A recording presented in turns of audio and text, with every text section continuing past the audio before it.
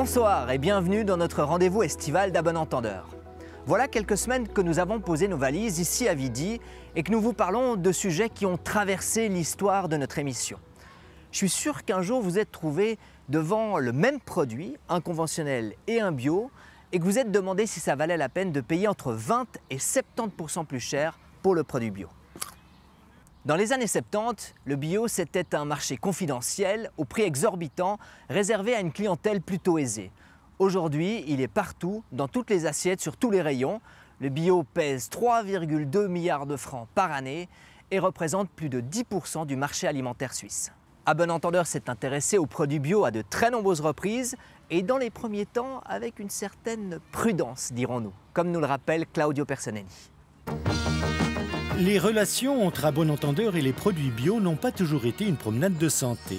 On peut même dire qu'au début, on sentait du côté des enquêteurs d'ABE et de sa présentatrice une certaine méfiance, pour ne pas dire plus. Au nom de la rentabilité, on a intensifié les cultures par tous les moyens et surtout par l'emploi en masse de pesticides chimiques et d'engrais chimiques dont les résidus se retrouvent aujourd'hui dans presque tous les fruits et légumes en plus ou moins grande quantité.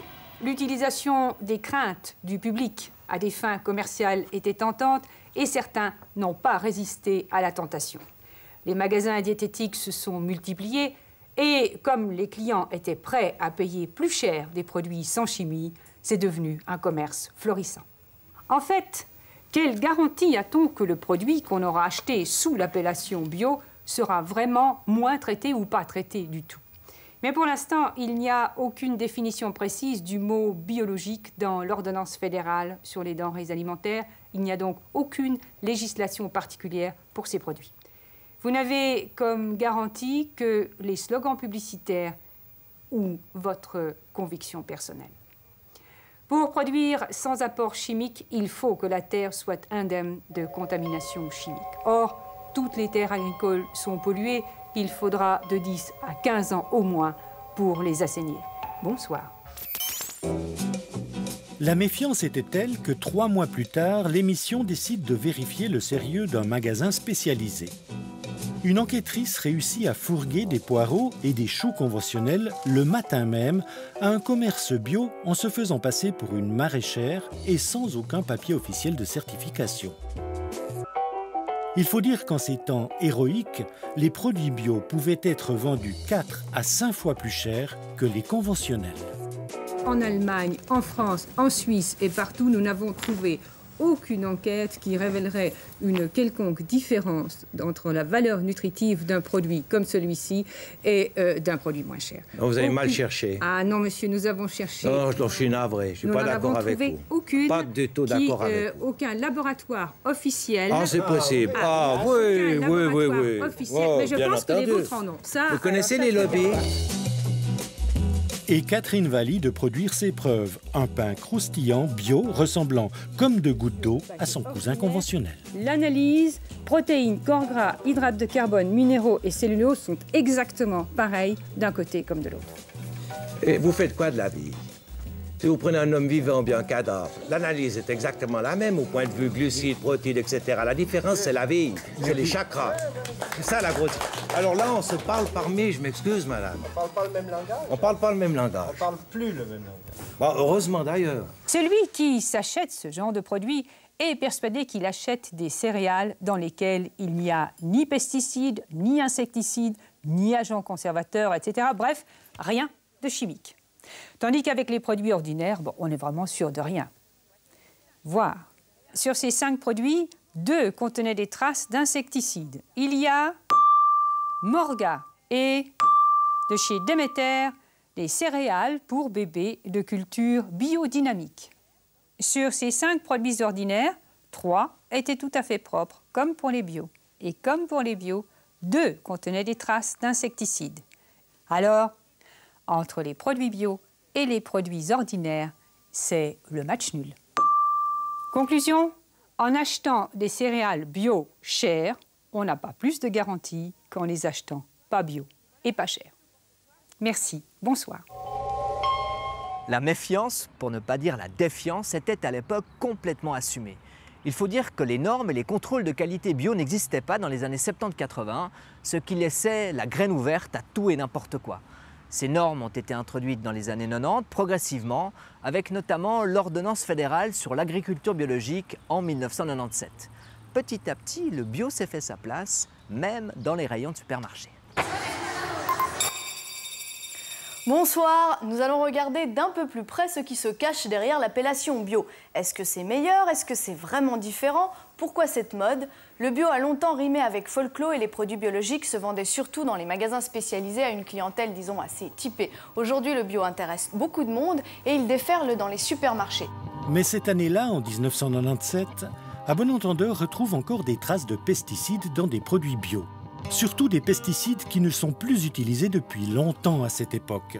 Les sols sont manifestement encore contaminés. Le bio véhicule des notions de respect de l'homme et de l'environnement, de proximité et de production artisanale. Bref, quand on achète bio, on achète aussi des valeurs et on est prêt à payer pour ça. Les grands distributeurs l'ont bien compris. Pour un bon entendeur, en 1999, vendre du bio à large échelle dans les supermarchés, c'est bien. Mais si les produits viennent de l'autre côté du monde, c'est moins bien. Pas simple, décidément, d'être consommateur responsable. Si le blé indigène prédomine dans une baguette ordinaire, la tendance s'inverse pour le pain bio. 60% de ces céréales, parfois plus, sont importées du Canada, d'Australie ou d'Europe de l'Est. 1999, c'est aussi l'époque après le scandale de la vache folle où l'on commence à comprendre que le mode de production bio est plus respectueux des animaux, moins dommageable à l'environnement que l'agriculture conventionnelle et surtout bien plus durable sur le long terme. 5 ans plus tard, en 2004, le bio représente maintenant 11% des surfaces cultivées en Suisse. Le bio se porte bien, les derniers chiffres annoncés le prouvent. C'est même le seul marché en progression dans le secteur agricole. Malgré un prix plus élevé, le lait bio coûte toujours environ 10% de plus, les œufs bio sont eux 2 fois plus chers, et même dans un environnement économique où le prix reste le critère d'achat principal, les consommateurs achètent bio. Depuis quelques années, le bio semble se décliner à l'infini. Hamburgers, pizza, chips, sauce à salade, produits tout faits, tout prêts à être consommés. Le bio doit-il s'adapter à notre rythme de vie ou alors rester ancré à des valeurs plus fondamentales? C'est là toute la question. Est-ce que les produits bio vont rester liés à une philosophie ou est-ce que ça va être à l'avenir uniquement un marché? C'est vrai que nous, quand on a vu le développement des chips bio, de bio suisse, du Bourgeon, on a été un petit peu surpris. Parce qu'il nous semble qu'effectivement, c'est plus du tout dans la lignée de base. Malgré ces changements, du côté de Bio Suisse, on se dit fidèle à la philosophie de départ, à la conviction d'offrir aux consommateurs un produit meilleur. Reste cette fichue question des résidus de pesticides dans les produits bio. ABE décide cette année-là de les tester à nouveau.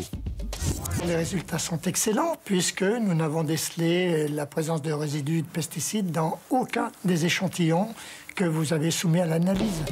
Plus largement, en 2003, les fréquents contrôles du chimiste cantonal montraient que les produits bio étaient exempts de traces de pesticides dans 90% des cas, même pour des produits importés de l'étranger. Après des années d'attente, les produits bio sont donc devenus une bonne garantie de consommer des produits chimiquement propres. En 2007, les produits bio sont maintenant cultivés à large échelle et sont complètement intégrés à l'offre de la grande distribution, au point d'inquiéter parfois un peu les représentants de l'agriculture classique. J'estime que c'est un secteur qui ne doit pas être surestimé et qui ne doit pas être surévalué par rapport au reste de la production agricole romande et suisse. A l'inverse, certains pionniers du bio se demandent parfois si le label bio n'est pas en train de perdre un peu de son âme. Pour vous, clairement, le bio dans du supermarché, c'est encore du bio? Alors, je dirais que pour tout ce qui est produit frais, je peux encore concevoir que c'est du bio. Hein. Ça peut être produit en grand, voilà. Par contre, à partir du moment où on parle de barres de céréales ou de bircher tout mélangé, où derrière on a les provenances, c'est Europe, États-Unis, enfin reste du monde quasiment, tout du monde entier. Bon, là, je pense qu'il n'y a plus de raison qu'il n'y ait ni un Bourgeon ni du bio, parce qu'il devrait y avoir une espèce de minus, puisque probablement ces produits ont franchi un nombre de kilomètres incroyable. Donc là, je ne vois pas pourquoi on laisse encore un label dessus. En suivant le raisonnement, si l'on veut vraiment manger le plus sainement et éthiquement possible, c'est bien de manger bio. Mais il faudrait aussi privilégier l'agriculture contractuelle, manger le plus possible local et de saison et préparer les plats soi-même. Le bio va-t-il réussir à changer largement notre vie alimentaire ou sera-t-il simplement soluble dans la société de consommation? Nous sommes aujourd'hui à la croisée des chemins. Est-ce qu'on peut espérer, est-ce qu'on peut croire aussi que toute l'agriculture va finalement passer en bio à l'avenir?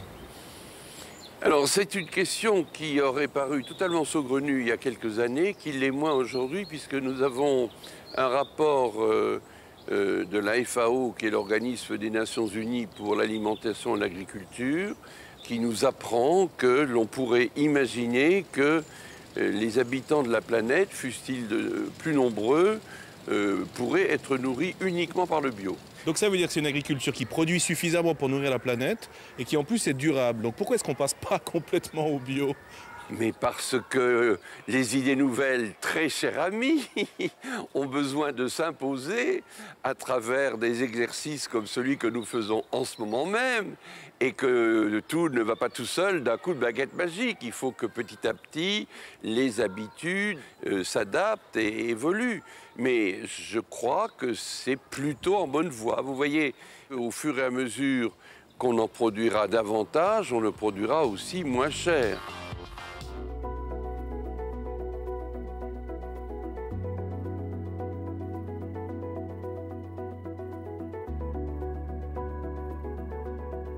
Alors le bio est-il encore à la croisée des chemins? On va en parler avec vous. Bonsoir Laurence von Moos. Bonsoir. Alors vous aimez qu'on vous présente comme une jardinière bio. Que fait une jardinière bio? Alors la jardinière bio pour moi est très proche du paysagiste, étant donné que je fais de l'entretien, de l'aménagement, mais aussi des produits de traitement à base de plantes de la région, des cours, des ateliers et surtout un petit marché bio qui permet de mettre en lien les producteurs et les consommateurs. Alors est-ce que comme certains, vous pensez aujourd'hui que le label bio a finalement perdu un peu de son âme de départ? Tout est bio aujourd'hui, on trouve des légumes évidemment, mais aussi des barres de céréales, même des pizzas et des burgers bio. Oui, alors pour moi tout devrait être bio, tout le temps partout. C'est vrai qu'il y a un côté marketing qui s'est mis en place par rapport au bio et que certaines personnes le font pour des raisons qui sont plus liées à l'argent et au commerce qu'aux valeurs qu'il pourrait y avoir derrière ce bio. Si je vous entends bien, on est passé d'une philosophie à une espèce de marché du bio? Je pense qu'il y a les deux. Il y a heureusement ceux qui continuent de le faire pour les valeurs qui sont derrière, pour quelque chose de plus sain. Et il y a aussi ceux qui sont mis dans la brèche. Parce qu'on gagne peut-être un peu plus d'argent, voilà, que c'est un peu plus rentable. pour essayer d'avoir un... Voilà. Alors on l'a vu dans nos archives, effectivement, avec les produits bio importés, être un consommateur responsable dans les années 70-80, c'était pas tout simple. Mais est-ce que c'est réellement plus facile aujourd'hui, même si on a plus de traçabilité et plus de choix? Alors c'est vrai que nous avons beaucoup plus d'informations. Pour ça, c'est plus facile de choisir en conscience, mais justement, le choix en conscience est plus difficile parce qu'on se retrouve avec des produits biologiques qui viennent de l'autre côté du monde ou alors qui sont complètement hors saison. Donc pour le consommateur, ce n'est pas forcément évident d'arriver à se retrouver sur un produit éthique, bio, de qualité. Donc même dans le bio, il y a des bons et des mauvais produits. Oui, il y a des produits qui sont labellisés bio et qui sont de qualité moindre ou en tout cas gustatif, voilà. Et comment il est produit aussi. On peut se poser la question de l'énergie grise qui peut y avoir derrière ce produit. On l'a vu dans les années 70-80, il y avait une très forte méfiance à l'égard du bio, d'ailleurs même de la part de notre émission. Comment ça se fait que la tendance s'est inversée aujourd'hui? Comment on l'explique? Alors j'espère que c'est une prise de conscience, que les gens sont plus en adéquation sur le principe que l'aliment qu'ils mettent dans leur corps est primordial et qu'il faut qu'il soit de qualité et que ça engendre aussi des répercussions au niveau environnemental. Merci beaucoup Laurence von Moos. On vous retrouve tout de suite. Merci.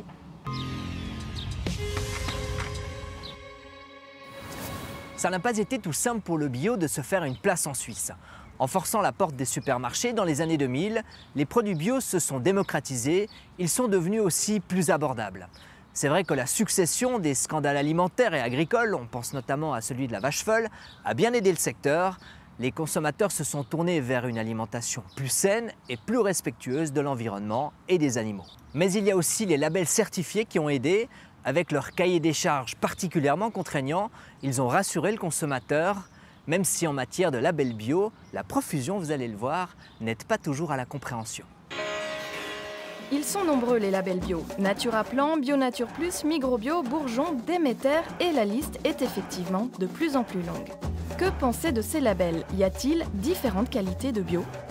Il n'y a qu'un seul label bio en Suisse. Il a été créé par des producteurs.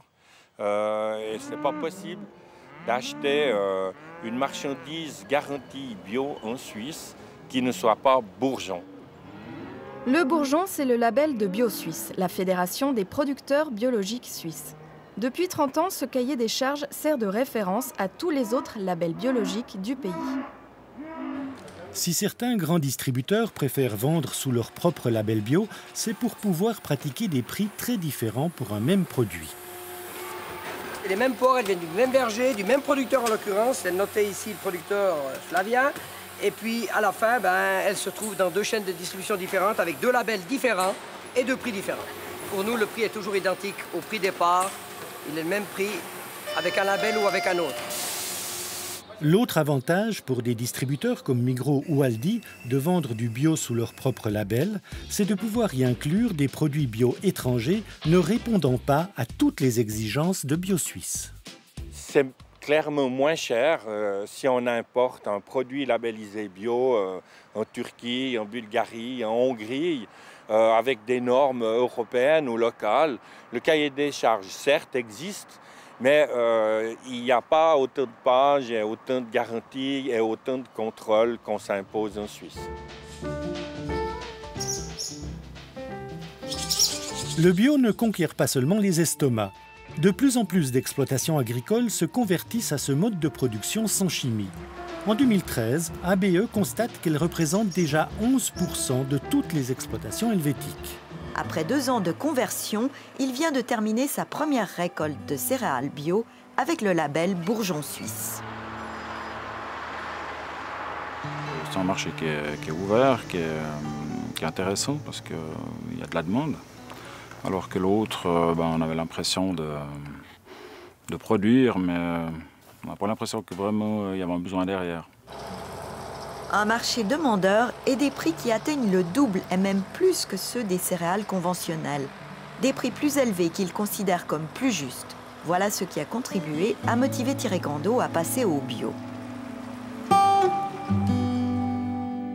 Aujourd'hui en Suisse, 14,5% des 50 000 exploitations agricoles se sont converties au bio. Mais si le bio rétribue un peu mieux le producteur, coûte-t-il toujours aussi cher? ABE a vérifié en 2017 avec un producteur de légumes bio qui se refuse à fournir les grandes surfaces. Nous, au départ, pour le revendeur, on a un prix correct, c'est 3 francs. On se base toujours les prix par rapport à Bio Suisse. Il y a une feuille officielle qui sort. Mais après, chacun fait comme il veut. Simplement, ça, on laisse un prix raisonnable. Ça leur permet de faire pour un magasin une marge. Moi, je fais une vente au marché à 5 francs. Et on en vend aussi énormément. C'est un prix correct. Pourquoi je devrais le vendre à 6,70 ou 6,50 comme ils vendent la COP? C'est complètement aberrant. Il faut rendre accessible les gens à tout le monde, ça à tout le monde.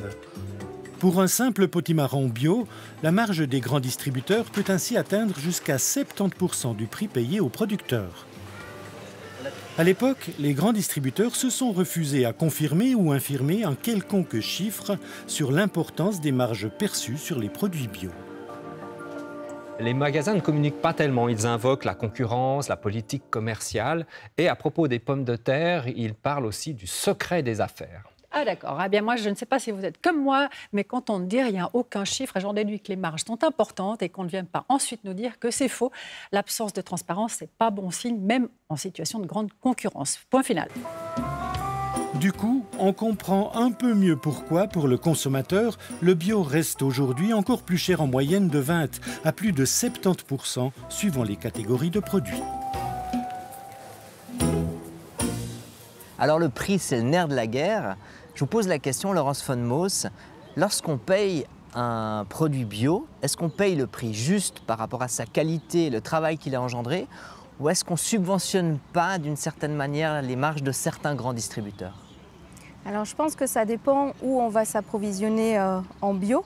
Est-ce qu'on va dans les supermarchés ou est-ce qu'on va dans le petit producteur local? Effectivement, dans les supermarchés, on peut penser qu'il y a une marge assez importante qui soit prise. On parle de marge de près de 70% parfois, hein, dans certains cas. C'est assez énorme, oui. Et puis si on va justement chez un petit producteur, il y a moins de marge. Vous avez l'impression que le prix est juste? Le prix est déjà un peu plus juste. Après, on peut se poser la question s'il est quand même assez juste par rapport à tout le travail qu'il y a derrière et la valeur ajoutée à ce produit. Parce que plusieurs producteurs essayent de s'aligner sur ce qu'on leur demande et du coup, ils nous proposent des produits qui sont entre guillemets avec une sous-valeur. Sous-valeur, c'est-à-dire qu'ils ne sont pas assez chers par rapport à la réalité même du produit? Voilà, effectivement, on peut se poser la question si le produit a sa juste valeur par rapport au travail qu'il y a derrière, par rapport à l'implication, par rapport aux terres et par rapport à la valeur qu'on veut bien donner à l'aliment qu'on va ingérer. Alors on sait le bio est cher, bon, il est évidemment plus abordable que dans les années 70-80 où il coûtait 4 à 5 fois plus cher qu'un produit conventionnel. Qu'est-ce qu'on peut faire aujourd'hui pour qu'il devienne plus abordable? Alors je ne sais pas s'il est nécessaire qu'ils deviennent plus abordables. Peut-être que les consciences devraient plutôt s'éveiller et prendre à sa juste valeur un produit. Donc vous ne savez pas pour que les prix baissent pour le bio? Pas forcément, pas forcément. Quand personnellement je vois bio ou non bio un produit à 1 franc le kilo par exemple pour des pommes, moi, je me pose la question, quelle est la valeur qu'on donne au travail qu'il y a derrière, à la terre qui a nourri l'arbre et à la pomme qu'on va ingérer? Évidemment, moins c'est cher, plus les gens consommeront. Vous pensez? Oui, alors peut-être que plus ils consommeront, mais qu'est-ce qu'ils consommeront? On sait très bien que la valeur nutritive des aliments a fortement baissé parce qu'elle est directement liée à la santé des sols. S'il n'y a plus aucun minéraux dans le sol, comment vous voulez avoir des minéraux dans la pomme? C'est impossible. Alors on sait que la Suisse est un pays où les normes sont extrêmement restrictives. Alors est-ce qu'il n'y a pas un juste milieu à trouver entre effectivement avant les années 90, il n'y avait pas de réglementation du tout pour le bio, et puis aujourd'hui où parfois les normes sont poussées à l'extrême? Oui, on pourrait essayer de simplifier ça, surtout pour les producteurs. Pour le consommateur, je pense qu'il a tout son bénéfice à avoir beaucoup d'informations. Mais par rapport au producteur, ça lui demande une charge de travail énorme et des fois, c'est en contre-indication avec la logique. Alors c'est vrai que pendant cette pandémie, l'agriculture suisse a obtenu le respect et la confiance des consommateurs. On a beaucoup consommé local. La vente de produits bio a aussi explosé. Est-ce que vous avez l'impression que ça va contribuer à un changement durable aujourd'hui? Je l'espère. Je l'espère. Effectivement, moi je pense que ça a mis beaucoup de lumière sur des problématiques, que ça soit lié à l'alimentaire et puis aux exportations et importations. À mon avis, il faut qu'on consomme beaucoup plus local. Merci beaucoup Laurence von Moos d'avoir été avec nous. Merci.